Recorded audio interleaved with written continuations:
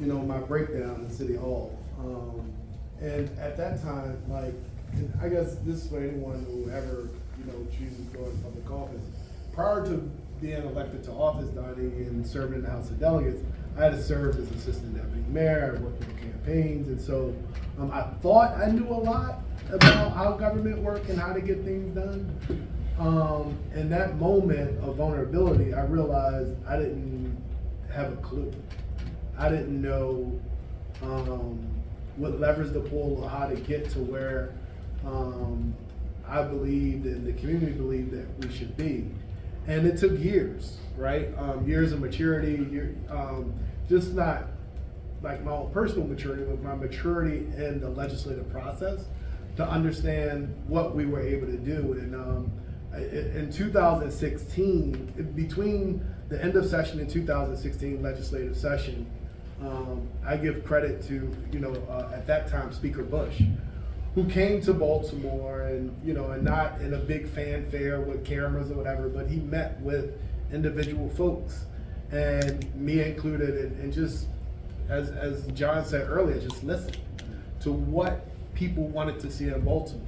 And you remember, and I think this is, oftentimes young people ask me, what is the thing that I learned most about being in an elected office?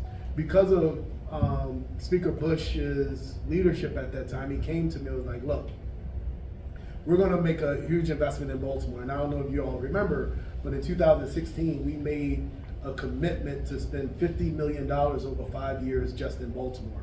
That was through extending summer programs, through extending the hours of the libraries. That's where CORE was born, which is now Baltimore whatever.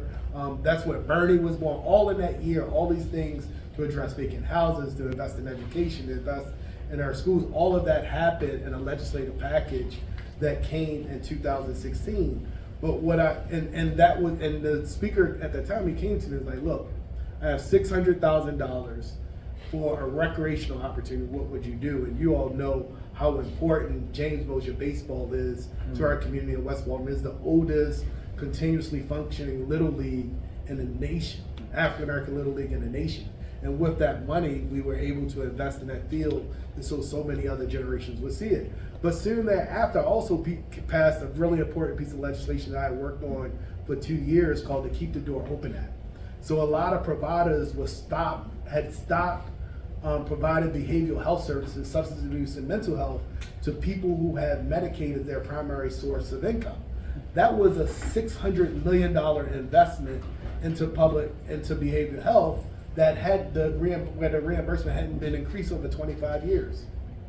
But to this day, the thing that people can identify with, the thing that people could appreciate, is the investment that we made in James Mosier Little League. $300,000 versus $600 million, but the generations of people that James Mosier has touched, and it was a visual understanding of what we could see. And so fast forward to 2021, when I felt like I finally started to get my sea legs, I had spent a tremendous amount of time talking to people, hearing what we needed to get done, and I saw North Avenue as that kind of central point and focus point of West Baltimore. And so we created, at that time, the West North Avenue Development Authority, which is doing really well these years. We started with $500,000. The mayor had committed $250,000. Governor Hogan, to his credit, by way of Lieutenant Governor Boyd Rutherford, committed another $250,000. So we started with $500,000. Fast forward to Wes Moore getting elected. We had a budget of $11.4 million.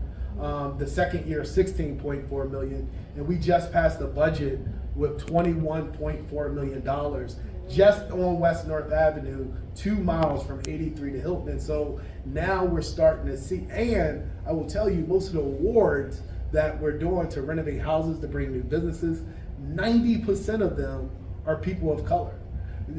The vast majority of them are natives of Baltimore and natives of West Baltimore. On April 24th, we're opening a food court right there next to Coppin State University with 7 individual businesses, 6 of which are African American females and 1 African American male, all native to Baltimore, right there in the heart of West Baltimore. And so when panelists talk about like the promise kept and what we hope to see and the upswing that we see West Baltimore taking.